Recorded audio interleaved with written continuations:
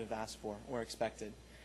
I still remember the first time that I came to this library for a dinner last summer, and I was amazed. I looked around at the architecture, the environment, and it's so welcoming and so inviting. And it really helps students, I believe, and it helps me to be able to focus and to be able to concentrate on our education and to be able to learn. As our students are here, which they are every night, if you look outside and drive around here at night, you will see all of their cars parked along this road, the service drive, and everywhere else that they can find to park, much to the chagrin of our University Police Department and our traffic and parking services. But they do come here every night, and you will see the tables will be packed with students, and even today, as we don't have many students in the audience, they are in the audience by proxy as they join us from the tables on either side as they are studying. And it is amazing to see the ability that we have now as students to come to this facility. The President mentioned that the seating has escalated from 465 seats to 1,400 seats. And that is a huge leap from where we were at before. I mentioned that I was in this library before it closed for renovation. Those 465 seats filled up a whole lot faster than these 1,400 do, even though these 1,400 are always full when I come. The group study rooms that were mentioned and the facilities that we have for those types of activities are state-of-the-art.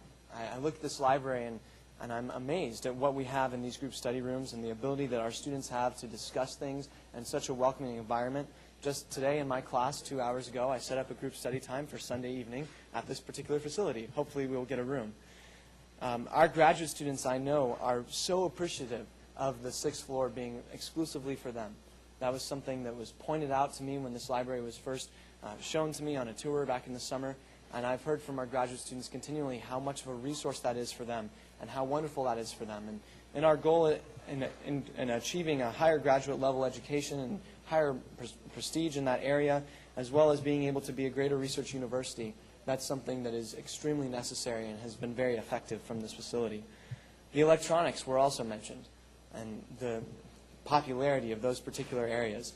That is something that I know our students are always enjoying. I don't know if many of you have been able to take a tour of this area, but there are 8 semicircular booths that have computers in the center that allow for students to work on electronic group projects, and everyone is able to see equally the screen and to participate in the project. And that type of a facility is something I had never seen until I'd come to this library. I think I would be remiss as well if I did not thank our Senator Smathers, former Senator Smathers, for all of his contributions to our university and for what he has done to achieve such a wonderful library system that we have. And thank you to his family for their contributions as well. I know that it has meant a lot to this university what he did while he was alive and the contributions that he's made, not just financially, but in every way possible through his advocating on behalf of our university and raising awareness of who our university is, what our university is, and what we hope to do. And without his help, we would not be where we are today, and we are indebted to him and to his family. I would also like to thank the staff of the library and everything that they have done to make this a welcoming environment and to make this a wonderful facility that is easily accessible to our students. As was mentioned before, the staff is always welcoming and always ready to help and serve our students and help them to find what they need. Our students need incredible libraries to grow and to develop into leaders, and our society needs our students. After all, as Carl T. Rowan once said, the library is the temple of learning, and learning has liberated more people than all the wars in history. Thank you.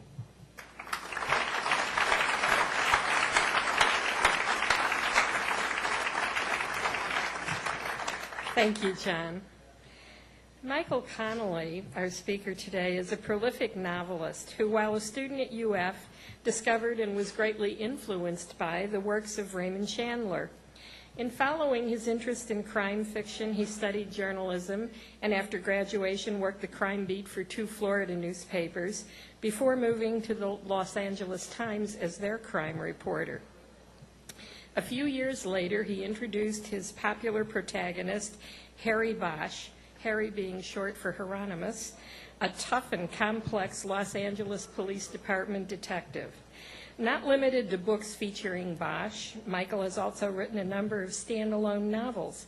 He has won every major mystery honor, including the Edgar Award for the best first novel, the Anthony Award, and the McCavity Award.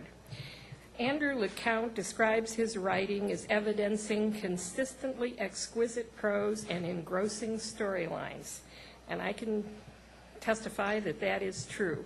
Newsweek calls his character, Harry Bosch, one of the most compelling, complex protagonists in recent crime fiction. Please join me in welcoming Michael Connelly to our library dedication.